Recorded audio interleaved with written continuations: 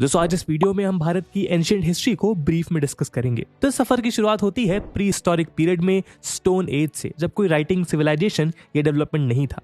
इस दौरान कुछ इंपॉर्टेंट डिस्कवरीज हुई, जैसे fire, wheel, limestone tools etcetera. Stone age के बाद भारत की पहली सिविलाइजेशन हड़प्पन सिविलाइजेशन या कहें इंडस वैली सिविलाइजेशन की शुरुआत हुई, जो अर्बन प्लानिंग का एक फाइन एग्जाम्पल थी। इंडस वैली सिविलाइजेशन के डिक्लाइन के वक्त एक वेस्टर्न हाइपोथेसिस के अकॉर्डिंग नॉर्थ वेस्ट से आर्यंस ने इंडिया में माइग्रेट करना स्टार्ट किया।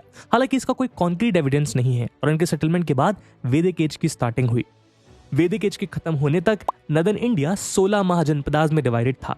महाजनपदास को आप एक प्रकार का किंगडम मान सकते हैं और इनमें हमेशा टेरिटरी के लिए लड़ाई होती रहती थी। और इसी लड़ाई में सबसे स्ट्रॉन्ग महाजनपद निकल के आया मगध, जिसका 400 BC तक ऑलमोस्ट पूरे नदन इंडिया में कंट्रोल था। पर 321 BC में चंद्रगुप्त मौर्य ने धनानंद को हराकर मौर्यन एम्पायर की स्थापना की। मौर्य एम्पायर के इंपॉर्टेंट रूलर्स थे चंद्रगुप्त मौर्य, बिंदुसार और Ashoka the great. Mauryan empire के बाद कुछ मिडिल किंगडम से मर्ज हुए और उसके बाद फाइनली 320 CE में श्रीगुप्ता के द्वारा गुप्ता एम्पायर की शुरुआत हुई, जिसे गोल्डन एज ऑफ इंडिया के नाम से जाना गया। इसके इंपॉर्टेंट रूलर्स थे चंद्रगुप्त I, समुद्रगुप्त, चंद्रगुप्त II, कुमारगुप्त और स्कंदगुप्त। और अंततः 5th सेंचुरी CE में व्हाइट हंस के ट्राइबल इन्वेजन के साथ गुप्त एम्पायर का अंत हुआ और काफी समय बाद तक छोटे छोटे एम्पायर ने भारत के अलग अलग हिस्सों पर कंट्रोल रखा।